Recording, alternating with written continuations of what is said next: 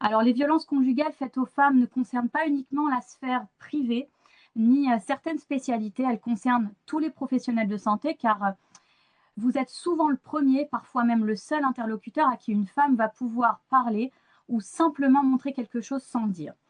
Alors, ce webinaire a été pensé pour vous donner des repères clairs, concrets et sécurisants, afin que vous puissiez finalement agir sans crainte dans votre pratique au quotidien. En tant qu'assureur spécialisé des professionnels de santé, notre rôle finalement ne se limite pas à intervenir lorsque le problème survient, mais à prévenir. Notre engagement aujourd'hui est de vous accompagner en amont, là finalement où les choses se jouent réellement au moment du repérage, de l'écoute, de l'écrit médical, et parfois la décision peut être difficile puisque vous pouvez même aller jusqu'à signaler des violences conjugales. L'objectif de ce webinaire est triple.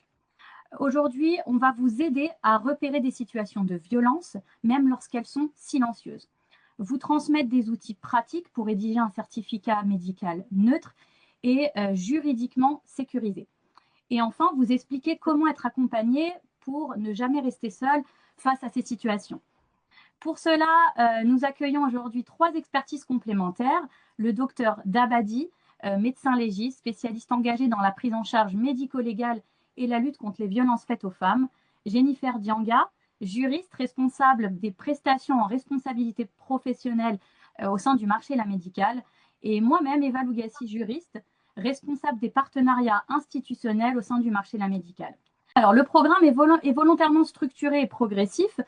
Nous allons commencer par un panorama des violences intrafamiliales pour poser un cadre commun. Puis nous verrons comment les repérer concrètement et identifier les situations de danger.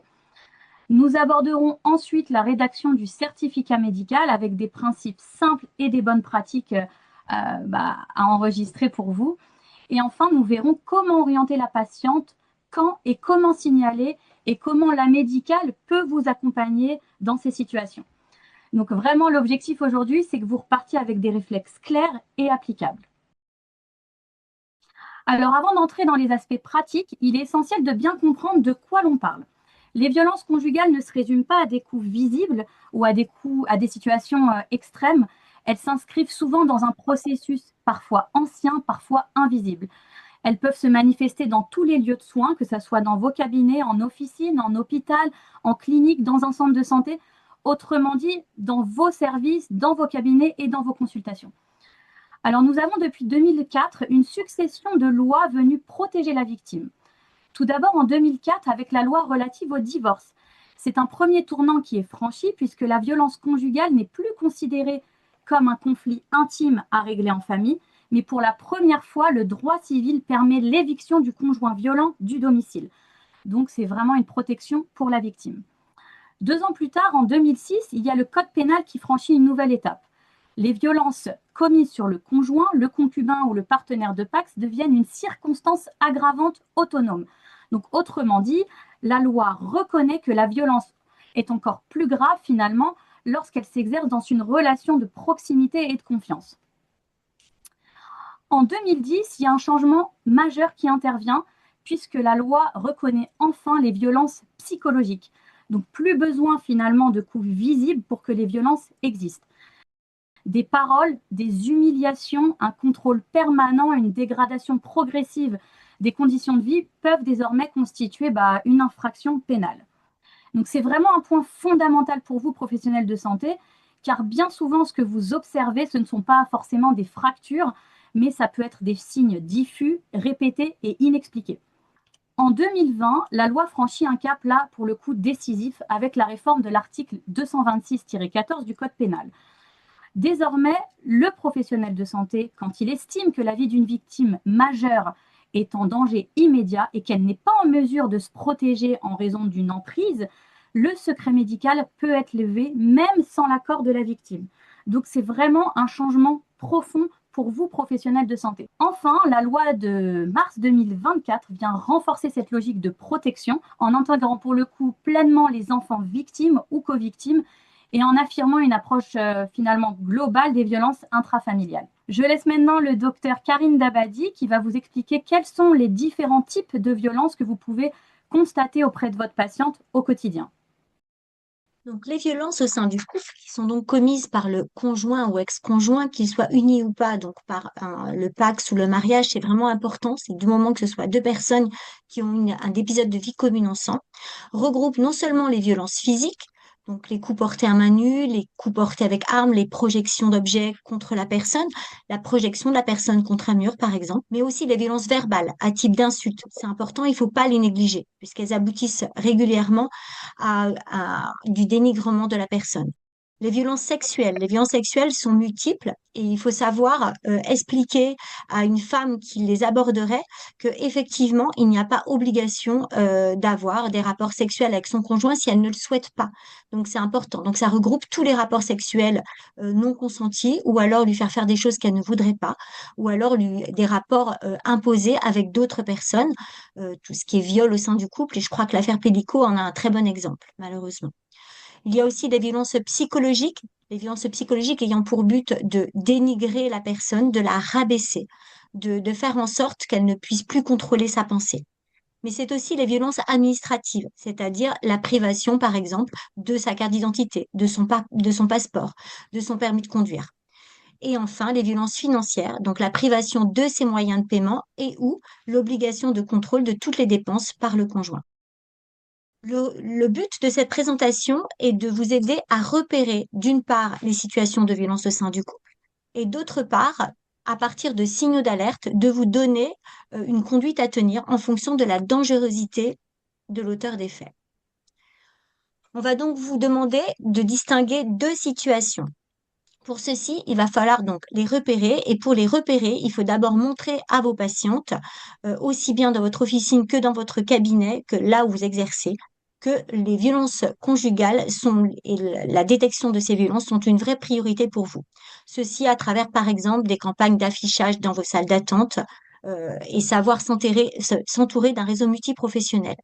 Il faut savoir expliquer à vos patientes que la violence va évoluer de façon ascendante, c'est-à-dire que les coups ne vont faire que s'accroître au fil du temps. Elles évoluent selon un cycle de la violence. Donc le premier cycle étant les tensions, souvent c'est des disputes autour par exemple des dépenses, autour des enfants. Le but étant de créer de la peur au sein du couple. Puis il y a une explosion de la violence, tout est permis, que ce soit des violences physiques, que ce soit des violences psychologiques, verbales, tout type de violence. Puis la phase des regrets de l'agresseur. Donc il va s'excuser et la victime va carrément dire mais de toute façon c'était de ma faute, je ne faisais pas bien les choses. Puis la phase de lune de miel, il lui offre des cadeaux, elle y croit à nouveau. Et le cycle se reproduit, mais toujours de façon ascendante. Il faut bien comprendre, faire comprendre à une femme qui est victime de violence au sein de son couple que les choses ne se régleront pas toutes seules et qu'il faudra obligatoirement passer par la case judiciaire pour arriver à s'en sortir.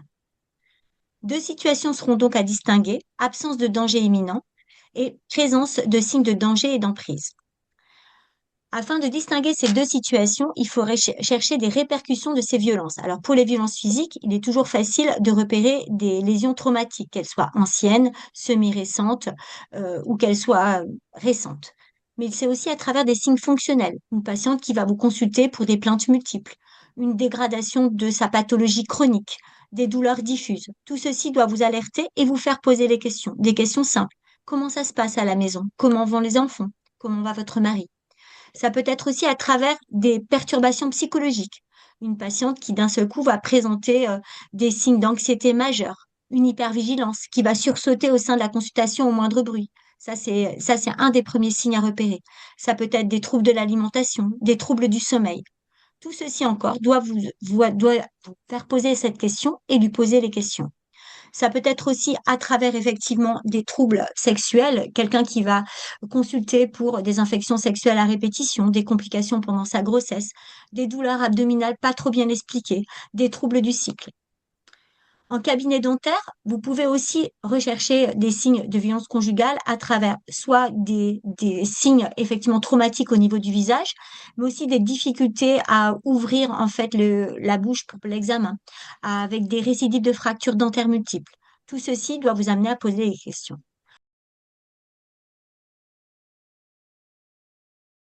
Le but étant donc de distinguer la situation où la femme est victime de violences au sein de son couple, mais elle n'est pas en situation de danger imminent. Donc, le danger arrivera forcément ou pas à un certain moment, mais là, tout de suite, quand vous la voyez, vous allez pouvoir aborder les violences avec elle, la rassurer et lui donner des conseils. J'insiste vraiment sur le fait qu'il faut la rassurer parce que ces femmes, généralement, elles sont dans une telle situation qu'elles se sentent isolées de tous, de leur famille, mais aussi de, de leurs propres, de leurs amis, elles n'osent pas en parler sur leur lieu de travail, elles ont peur. Donc, il faut être capable de leur donner les numéros d'urgence, le 39 19 17 115 15 18 par exemple, les orienter vers les structures dédiées. Ce qui veut dire qu'il faut que vous sachiez bien, dans l'endroit où vous travaillez, quelles sont les structures dédiées aux violences faites aux femmes et là où vous pouvez les orienter. Il faut pouvoir leur parler du dépôt de plainte. Alors, c'est pas tout de suite peut-être pour certaines, elles vont avoir besoin de temps, elles vont avoir besoin effectivement de faire un certain cheminement pour aller vers ce dépôt de plainte, mais il va falloir bien leur expliquer que on devra passer par cette case dépôt de plainte. Vous pourrez aussi rédiger un certificat médical descriptif des lésions. Alors, ça, vous pouvez leur proposer. Il vaut mieux leur proposer parce qu'elles n'oseront pas vous le demander. Alors, on parle de certificat médical descriptif pour les médecins. On parlera par exemple d'attestation médicale pour les infirmières. Ces modèles de certificats existent selon le texte communiqué de la l'HAS dont on vous donnera les références. Ce certificat médical descriptif doit être ou pas assorti d'une ITT, l'ITT étant l'incapacité totale de travail, le travail étant la capacité à effectuer les gestes de la vie courante, se laver, manger, emmener ses enfants à l'école, aller travailler. Si vous ne savez pas le faire, il vaut mieux ne pas mettre d'ITT. Voilà. Dans le cas des violences conjugales, quelle que soit l'ITT, on devrait être au moins en correctionnel, voilà, voire aux assises en cas de viol. Mais ça va permettre aux magistrats, en tout cas, de qualifier ensuite la peine. Donc, c'est important qu'elle soit bien fixée. Concernant les règles de rédaction de ce certificat, il faut savoir que vous n'étiez pas là au moment des violences. La personne vous relate les faits. Donc, il faut être prudent et ça, c'est important. Et Jennifer reviendra sur ces éléments-là, mais il faut parler en disant la personne dit que ou elle aurait été victime, le terme du conditionnel. Elle va peut-être vous dire que, bah, alors docteur, vous ne croyez pas, vous allez lui dire si, si, je vous crois, mais je n'y étais pas, je suis obligée de relater les faits comme vous me les dites. Si elle vous dit, par exemple, il a voulu me projeter contre un mur ou il a dit qu'il allait me tuer, bah, vous mettez ça entre guillemets. Elle dit que il veut la projeter contre un mur. Vous reprenez strictement ces mots. Si elle vous dit il m'a insulté, vous remettez les insultes qu'elle dit. Voilà. Vous pouvez mettre des signes positifs ou des signes négatifs. Juste en cas de violence sexuelle, si elles sont récentes, il faudra orienter tout de suite la personne vers une structure dédiée afin qu'elle puisse avoir des prélèvements et un examen spécifique. Et il est vraiment fondamental que lors de la rédaction du certificat médical, le praticien se limite au fait qu'il a personnellement et médicalement constaté. C'est absolument impératif. Vous pouvez décrire de façon objective les lésions observées, comme la présence d'échymose. Vous pouvez observer un état dépressif. Par contre, vous ne pouvez pas certifier que votre patiente est victime de violence conjugale, que votre patiente est victime de viol au sein de son couple ou que l'état dépressif est imputable aux insultes du compagnon.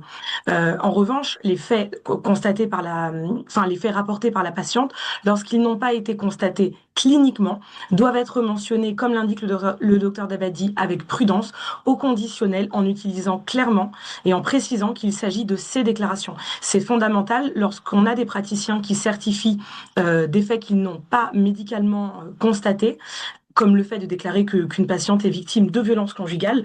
Nous, au sein du service RCP, au sein de la médicale, on voit régulièrement ces certificats contestés d'une part et des procédures ordinales être initiées contre le praticien.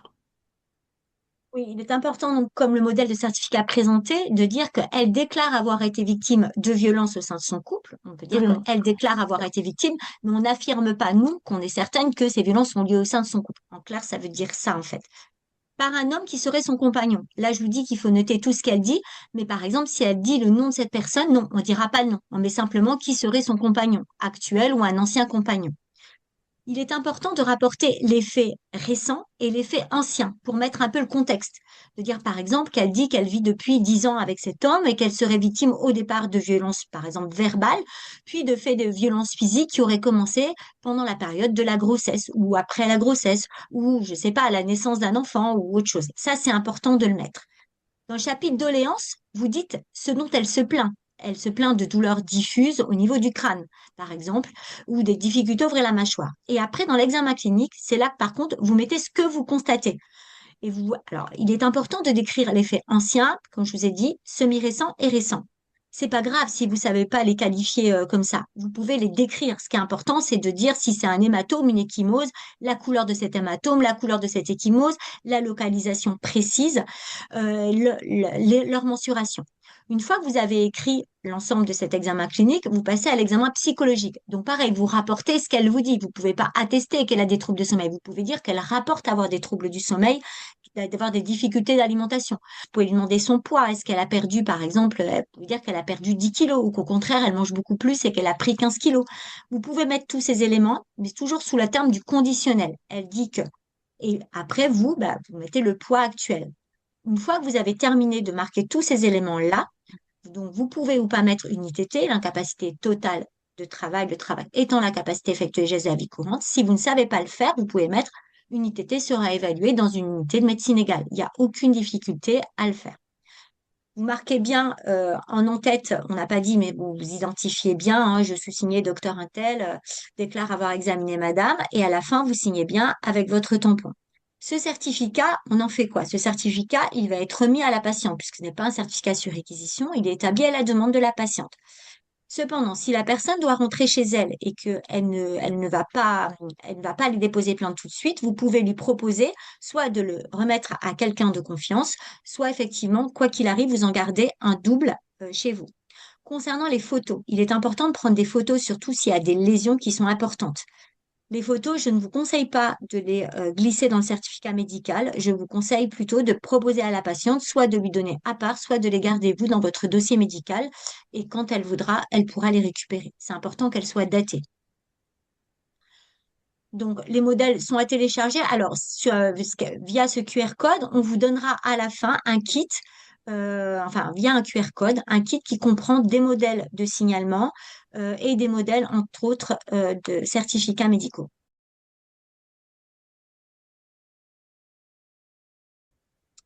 Alors, la deuxième étape, c'est en cas de danger imminent. Donc ça, c'est la réforme du Code de procédure pénale, l'alinéa 3 de l'article 226-14, qui va vous permettre, si la victime réunit les trois conditions. On est bien au sein de violences au sein de son couple. Je répète bien, l'auteur peut ne plus vivre avec elle. Ça peut être son ex-compagnon. C'est important parce que c'est très, très souvent le cas. La personne est sous emprise. Alors l'emprise, c'est un état dans lequel elle ne peut plus, en quelque sorte, elle est complètement déconnectée de la réalité des choses. Elle a été pendant des années, en fait, convaincue par le conjoint violent qu'elle n'est pas capable de prendre des décisions, que c'est une bonne à rien, que personne ne l'écoute, que personne, en fait, ne prendra en compte tout ce qu'elle va pouvoir dire, qu'elle n'est plus en mesure de se défendre elle-même. Voilà, c'est ça l'emprise en gros.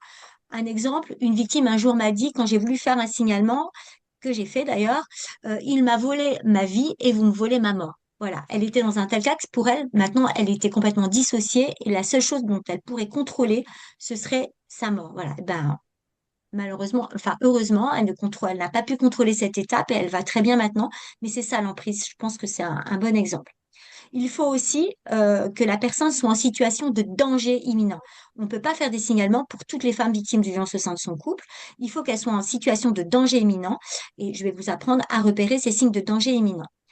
Il faut savoir que ce signalement, il peut être fait avec ou sans l'accord de la patiente. Donc, c'est important de pouvoir lui dire, voilà, je vais faire ce signalement. Est-ce que vous me donnez votre accord ou pas? Si elle ne donne pas son accord, vous allez le faire quand même, mais ce sera effectivement coché à la fin du signalement. Comment repérer les signes de danger imminent? Alors, il y a 10 signes. Alors, il ne faut pas avoir les 10 signes, bien évidemment, pour faire le signalement. Il faut avoir plusieurs de ces signes.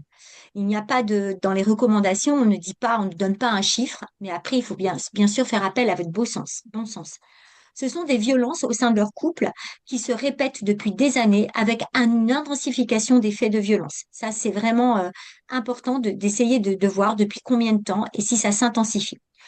Un contexte de séparation ou de divorce initié par la victime avec un désaccord du conjoint. Des menaces verbales de mort ou de suicide de la part de l'auteur. Des menaces et ou des violences avec armes, aussi bien des armes à feu que des armes blanches. Des violences par strangulation et ou suffocation. Des violences de nature sexuelle. des violences au moment de la grossesse ou chez personne qui a un handicap. Une victime qui va rapporter avoir été victime de séquestration, qui est complètement isolée. Une attitude rapportée de l'auteur. Alors, c'est toujours rapporté, où elle va pouvoir dire oui, mais il consomme beaucoup de toxiques, de cocaïne. Et puis, on va rechercher ce qu'on appelle la jalousie morbide. La jalousie morbide, c'est quoi?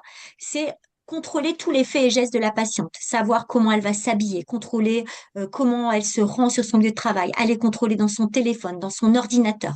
Tout cela n'a pas lieu d'être dans une relation de couple. Ça, c'est ce qu'on appelle la jalousie morbide.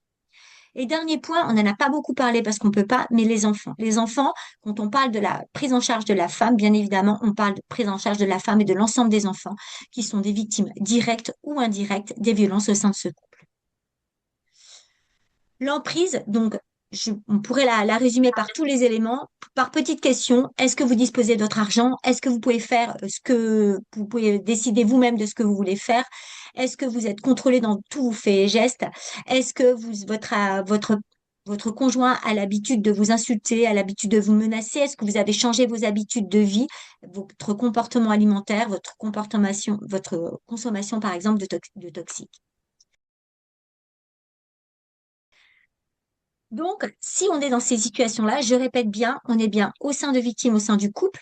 Il y a une situation d'emprise, mais ça, c'est toutes les violences au sein du couple. Et surtout, elle présente des signes de danger imminent. Vous devez, alors je ne dois pas dire vous devez, vous êtes autorisé, parce que je sais que Jennifer me dira, c'est vous pouvez, mais donc vous êtes autorisé dans cette mesure-là à faire un signalement. Ce signalement doit être transmis directement au procureur de permanence. Donc là aussi, ça veut dire que vous devez avoir à disposition l'adresse mail du procureur de permanence. C'est toujours la même adresse mail, il vous suffit donc juste de la récupérer. Le signalement qu'on vous présente, c'est celui qui est en modèle dans la fiche de la l'ACS et que vous retrouverez aussi dans le kit. Donc, il y a l'auteur, tout ce qui est identification administrative de l'auteur du signalement, de la personne qui est concernée. Il est important de bien spécifier le nombre d'enfants qui sont présents au domicile pour aussi savoir dans toutes les mesures qui vont être prises en charge. Et il se rédige de la même façon que le certificat médical ou attestation médicale, en reprenant l'ensemble des faits, les faits anciens et les faits récents. Mais bien évidemment, là, vous rajoutez tout ce qui vous pousse à faire un signalement. Donc, est-ce que, par exemple, il l'a menacé de mort? Ou est-ce que, il l'a menacé effectivement de ce suicide et est-ce qu'elle est dans un état de déprime tel qu'elle évoque même le suicide par rapport à la situation de son compagnon. C'est important parce que si effectivement on faisait plus d'études sur les causes de suicide, notamment chez la femme, je pense qu'on retrouverait plus souvent qu'on ne pense des violences au sein de son couple avec effectivement ce sentiment d'isolement qui pousse la victime à commettre aussi l'irréparable. On reprend aussi les doléances, on reprend les symptômes physiques et les symptômes psychiques selon le même modèle. À la fin du signalement, comme vous pourrez voir, il y a une case. Est-ce qu'elle a donné son accord? Oui ou non? Donc c'est important de le cocher. C'est pas parce qu'elle donne pas son accord qu'on va dire oh là là, est-ce que c'est vrai, pas vrai? Non, ça veut bien dire, ça montre encore que l'emprise elle est telle que même dans une situation de gravité extrême, cette personne n'est pas capable n'arrive pas à prendre la décision de se soustraire elle-même de cette situation. Ce certificat, comment est-ce qu'il va être traité? Donc, c'est une transmission immédiate au procureur le but, ça va être de mettre en place des mesures d'éloignement immédiates. Alors, il y en a plein qui partent du bracelet anti-rapprochement, par les mesures de garde à vue du conjoint violent. Voilà, il y en a plein qui vont être prises en page. On n'a pas le temps de les détailler, mais il faut savoir que quand vous allez le transmettre, ça va être traité immédiatement. Il va y avoir une ouverture d'une enquête et normalement, vous devrez être tenu au courant de ce qui se passe. Mais si vous faites un signalement, ça veut dire que la victime, elle ne peut pas rentrer chez elle. Donc, l'intérêt, c'est pour ça de pouvoir orienter cette victime. Soit, elle peut aller chez une famille, dans sa famille proche ou chez une amie pour laquelle le conjoint ne pourra pas la retrouver. Soit, effectivement, l'orienter vers une structure dédiée quand c'est aux heures qui le permettent, qui pourra effectivement lui trouver un logement.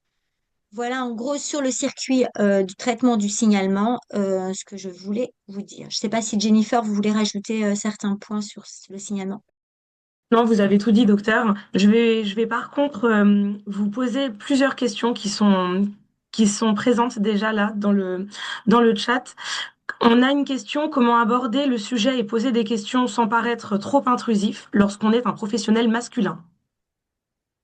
Oui, alors ça peut paraître plus compliqué quand on est effectivement un homme pour poser ces questions, mais les questions sont les mêmes qu'on soit un homme ou une femme en fait. Les questions doivent pas être différentes. C'est par les petites questions en disant mais comment ça se passe à la maison? On peut commencer par les enfants s'il y en a, ou comment ça se passe au travail. et votre compagnon, qu'est-ce qu'il fait comme travail? Est-ce que vous faites des choses ensemble? Voilà, c'est des petites questions toutes simples. Et je pense que ces questions, on ne doit pas s'interdire de les poser, qu'on soit aussi bien un homme qu'une femme. Pour les violences sexuelles, ça peut paraître plus compliqué. Mais à la fois, non, vous êtes médecin, quoi, ou vous êtes un autre professionnel de santé. Et dans ce cas-là, il faut lui poser des questions en disant, voilà, et dans votre couple, tout va bien.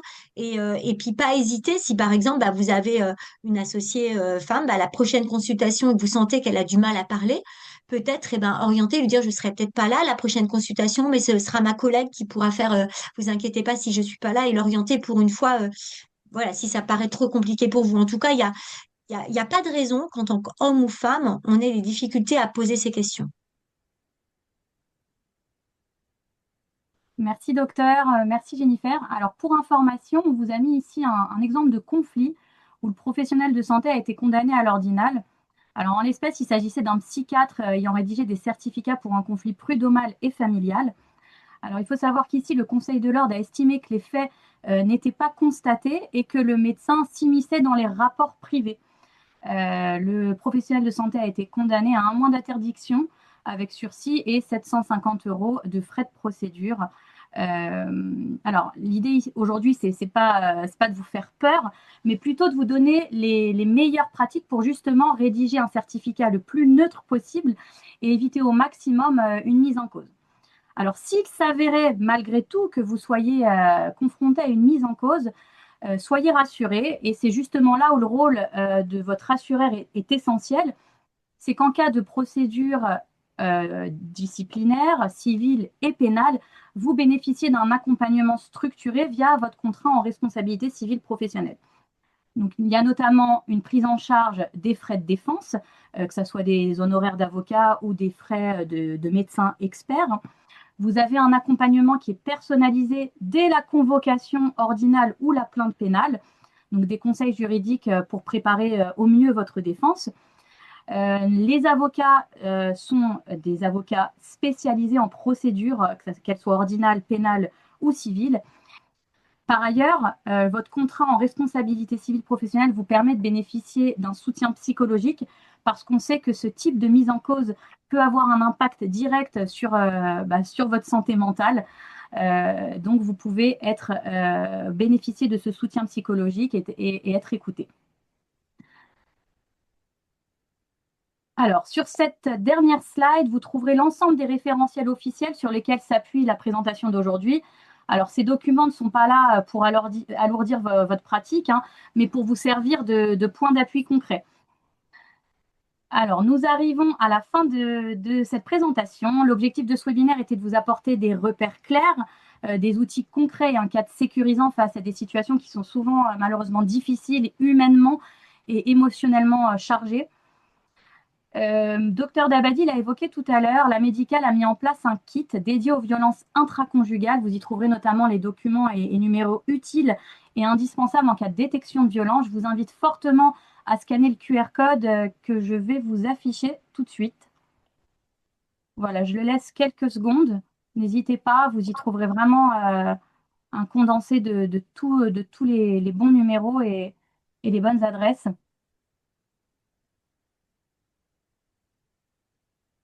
Merci en tout cas pour votre attention. Merci docteur, merci Jennifer.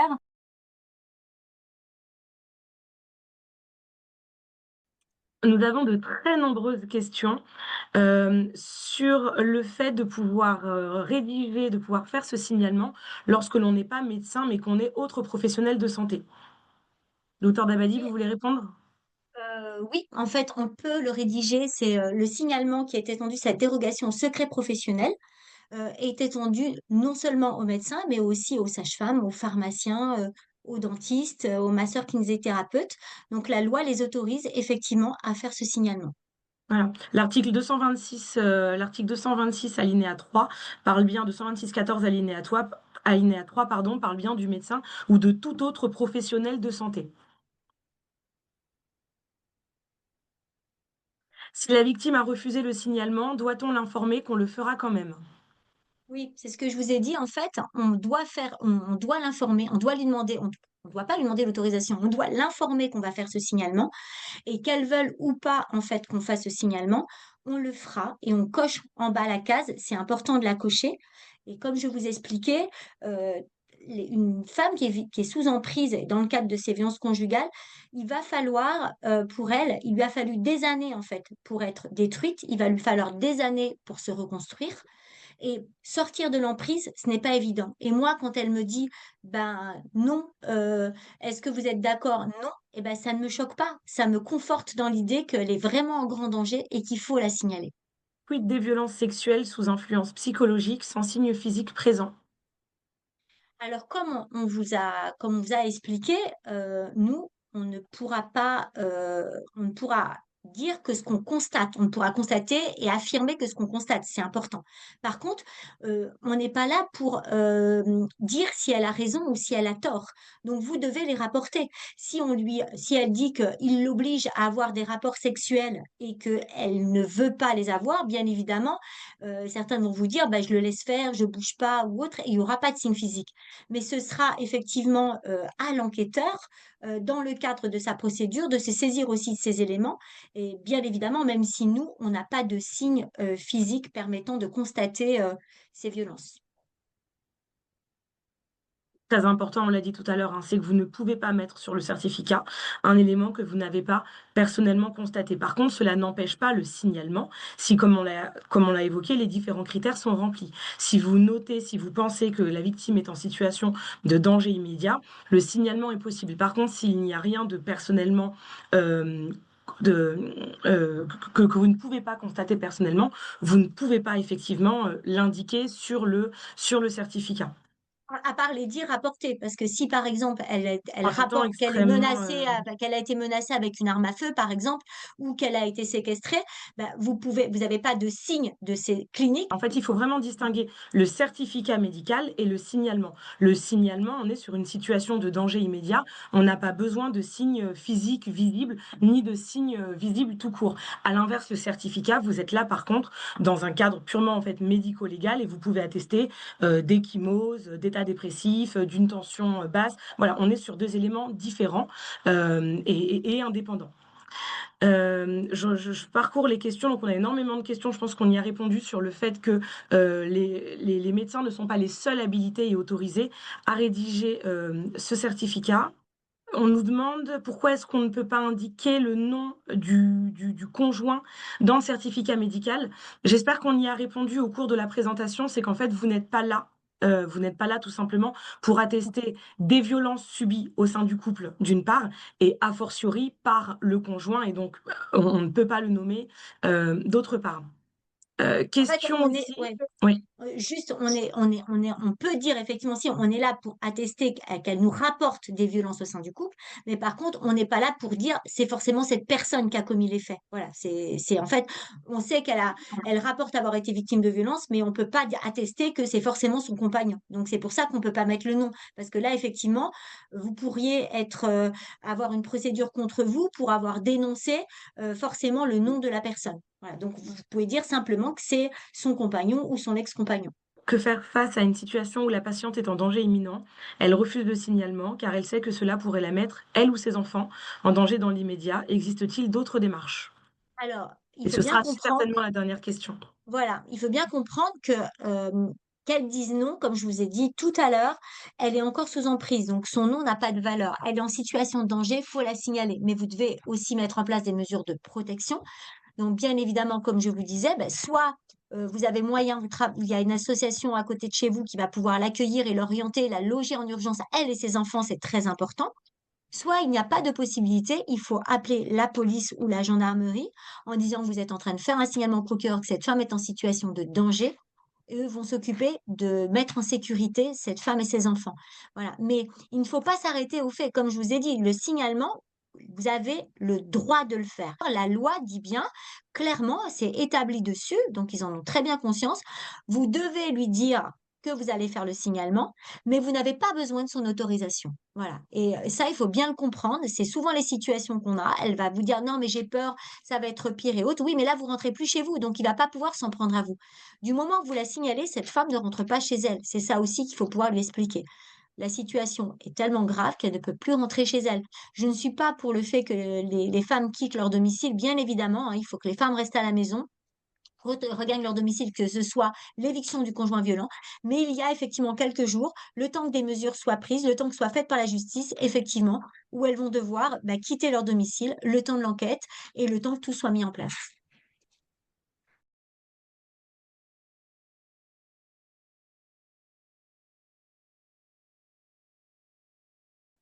Merci, docteur. On va devoir mettre fin aux réponses.